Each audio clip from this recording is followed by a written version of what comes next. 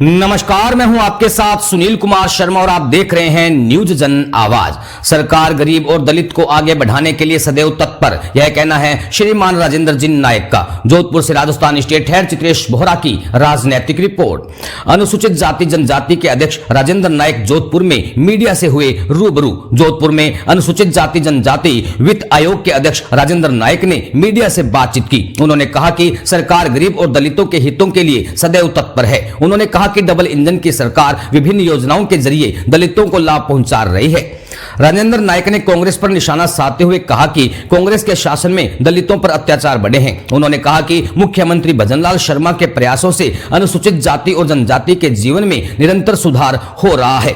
राजेंद्र नायक ने बताया कि राजस्थान अनुसूचित जाति जनजाति वित्त एवं विकास सहकारी निगम लिमिटेड एवं सामाजिक न्याय एवं अधिकारिता विभाग की ओर से दलितों को स्वरोजगार के लिए ऋण उपलब्ध करवाया जाता है। उन्होंने बताया कि वन टाइम सेटलमेंट योजना के तहत ऋण चुकाने में असफल रहने वाले व्यक्ति मूलधन जमा कर ऋण से मुक्ति पा सकते हैं। राजेंद्र नायक ने बताया कि योजनाओं के तहत अनुसूचित जाति और जनजाति को 1 लाख रुपए का ऋण लेने पर 50,000 रुपए की सब्सिडी मिलती है। उन्होंने कहा कि सरकार की इन योजनाओं से दलितों के जीवन में सुधार हो रहा है।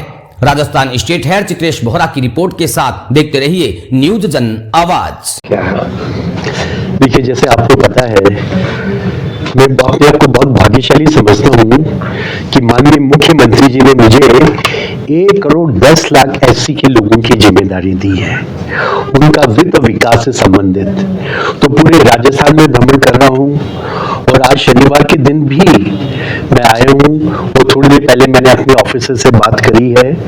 तो ये 1 करोड़ 10 लाख जो एससी के लोग हैं, मेरा पूरा प्रयास है उनको राष्ट्र की मुख्य धारा में लेकर के देश की एकीकरण कर सके और राष्ट्र की मुख्य धारा में ला करके इन समाज का भी राष्ट्र निर्माण में भूमिका करवा सकूं।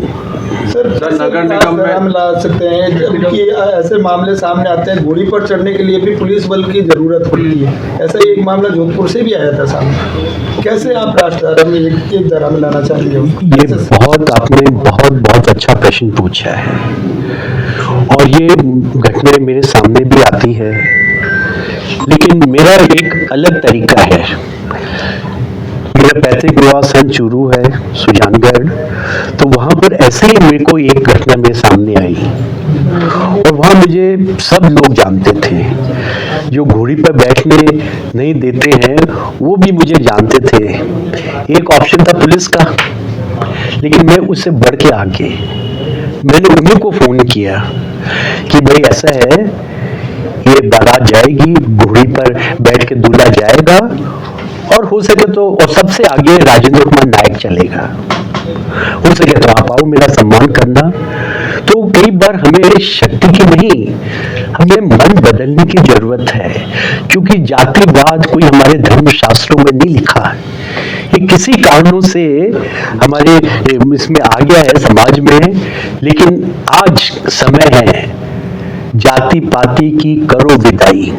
हम सब हिंदुस्तानी हैं, राष्ट्र निर्माण में लग रहे हैं। मिलता हूँ और सब लोग समझते हैं, समझदार हैं, और जो समझदार उनको साथ लेकर के मैं इस लड़ाई से भी मैं लड़ रहा हूँ और मुझे पूरा विश्वास है एक दिन सभी नॉर्मल हो जाएगा। अच्छा सर, जिस तरीके से नगर निगम में सफाई कर्मचारी हड़ताल पर है और उनका मतलब वो धरने पर बैठे, उनकी ये मांगे नॉन वाल्मीकि लोगों को लिया जा रहा है और वो काम रोक कर बैठे हैं, आपको क्या लगता है कि ये सही है? नहीं, देखिए, हमारी पार्टी जिसका महान सिद्धांत है भारतीय जनता पार्टी अंत्योदय, कि जो समाज अंतिम पंक्ति में खड़े हैं, जो व्यक्ति अंतिम पंक्ति में खड़ा है, उसका भी उदय है। तो अब यह है कि कानून के लिहाज से तो क्योंकि सरकारी नौकरियां हैं ये, तो उसमें सभी बराबर माने गए हैं। तो इस पर कोई समाज विशेष के लिए कुछ चीज है, उस पर जरूर आदरणीय मुख्यमंत्री जी निर्णय लेंगे और सबके साथ में हमें न्याय करना है। आपका क्या कमाने के लिए, बदनाम करने के लिए, धन अर्जन के लिए आयोग क्या इस पे कोई अंकुश लगाएगा कि ऐसे लोगों को चिन्हित करे जो लगातार इसी तरीके का काम करते हैं, कि जिन्होंने इसको धंधा बना रखा है? I totally agree with you, पूरा सहमत हूँ, क्योंकि कुछ लोग उसका मिसयूज करते हैं, मैं उनके विरुद्ध हूँ। और कई चीजें कई बार आई एम वेरी सॉरी आप लोगों को मैं बताऊं कि जिनके पर अत्याचार होते हैं बेचारे में इतना दम ही नहीं है आकर के बोले। राजेंद्र कुमार नायक गांव गांव में जाता है, वहां मैं पहुंचता हूं वहां पर, और वहां पर बिलीव मी ऐसे ऐसे रिमोट एरिया आज भी राजस्थान में है, वहां पर अगर कोई पुलिस का कोई चला जाता है तो वो गांव छोड़ करके खेतों में भाग जाते हैं। मैं जाता हूं वहां पर, उनसे मैं बात करता हूं कि ऐसा ऐसा है, फिर वहीं पर ही स्पीकर लगाकर मैं थानेदार से बात करता हूं, भाई क्या बात है, कि नहीं सर ऐसे कुछ नहीं है, थोड़ा सा हमें डाउट था, तो फिर आकर के वो अपने घरों में आते हैं। लगातार बढ़ती जा रही है, आए दिन सुर्खियां बन रही है, चाहे बात की जाए अभी जैसे दलित दूल्हे की बात की, लेकिन उसके अलावा भी अत्याचार बढ़ते जा रहे हैं। नहीं देखिए, मैं आई एम सॉरी, मैं आपसे इस पर सहमत नहीं हूं। जब पिछली सरकार थी, कांग्रेस की सरकार थी, गहलोत जी की सरकार थी, तो पूरे हिंदुस्तान में सबसे ज्यादा SC ST पर कोई अत्याचार हो रहा था वो राजस्थान था। आज इस पर काफी कुछ लगाम लगा दी गई है। जब ऐसी कुछ चीज होती है तो प्रशासन इमीडिएट एक्शन लेता है। मुझे याद है कि ऐसी एक घटना वहां हुई थी हनुमानगढ़